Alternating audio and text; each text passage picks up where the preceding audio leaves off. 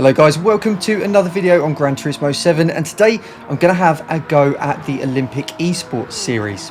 Now this event has been available for around about a week already, and there's one day left, so you have until the end of Sunday, which is the 7th of May, to get your lap time in, and the top ranked drivers will qualify for the Olympic finals, where they will go on to battle to become Olympic Esports champion. Now unfortunately I don't have enough time to spend on the game practicing to qualify for the Olympics, but what I am going to try to do is qualify for the gold time, and that is currently a 1:15.879, which is 1.5 or within 1.5% of the fastest lap time that is currently Giorgio Mangano on 1:14.7.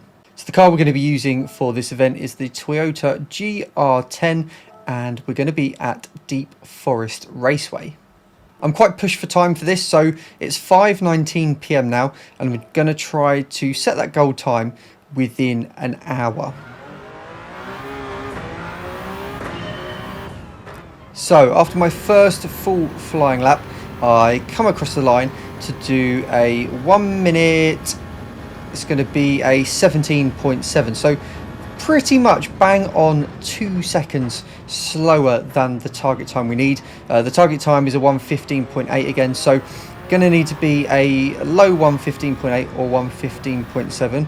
Now this car is very interesting to drive. It takes quite a unique style, and it's got a lot of torque in third gear, so you can see they're just upshifting quite early into third gear, and again here, but if you get on the power a little bit too early, it will bite you. As you can see, it just snaps on me a little bit there, and that invalidates the lap time. So any contact with the walls in this event, and it will invalidate your lap time, and you have to keep at least 2 wheels within the white lines at all times. So the track limits are very, very strict. If you go over the limits, you know, if you get all 4 wheels over that white line, you will have your lap disallowed, and that can be quite frustrating at times, because you can see here I've come across the line to do a 1:16.5, half a second up from the current best at the time, and that was just continuing the lap on where I cut the corner. So I like to stay in the rhythm, and if I do cut a corner and have a lap time disallowed, I like to try and finish the lap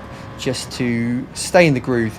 The more you practice all of the corners, the better you get. It can be very easy to just keep resetting, so you get very good at the first 2 corners, and then you know you haven't done the final corner many times because you keep resetting. So it is good to finish the lap even if it has been invalidated. So after another couple of laps, I got my lap time down to a 16.4, which was about 6/10 off of the target lap time that we needed for gold. So from here, I just decided to have a quick look at the replay from the fastest lap to see if there was anything different that I could do on my lap. And one of the things I noticed was that I wasn't using first gear as much as I could be to get a bit more rotation in some of the slower corners. This instantly gave me a bit more time, and eventually I come across the line to do another 1:16.0, getting very close to the 1:15s now, and just after a bit more practice I finally got the lap done. So here is the full lap, revving out 6th gear then and avoiding going to 7th, braking at the start of the curbs on the right hand side, down into 1st for the rotation. I did run a little bit wide there and probably lost a little bit of time, but got a reasonable bit of traction on the exit, so I decided to stick with the lap.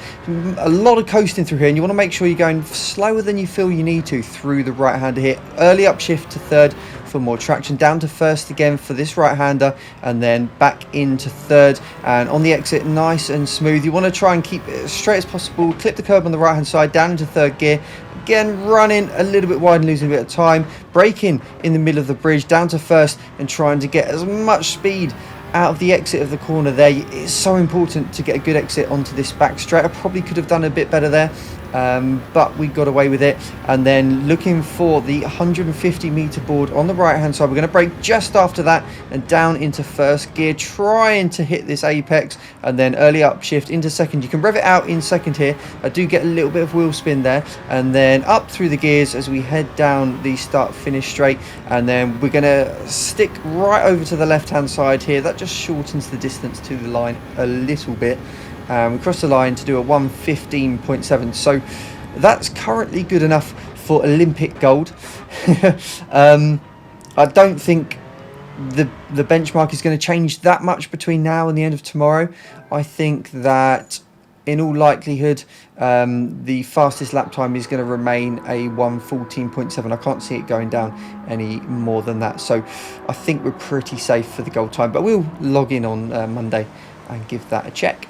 So we're a second off of the world record, and that puts us 698th in the world. And you'll notice I managed to do that within an hour and 5 minutes. It's 6:24, looking at the top right hand corner of the screen. So yeah, an hour and 5 minutes, and that's all I've got time for, unfortunately. So I think probably could have got it down to a low 15 with you know, a bit more practice. Maybe if I threw 5-6 hours at it or something, but yeah, unfortunately I just don't have the time to do that at the moment.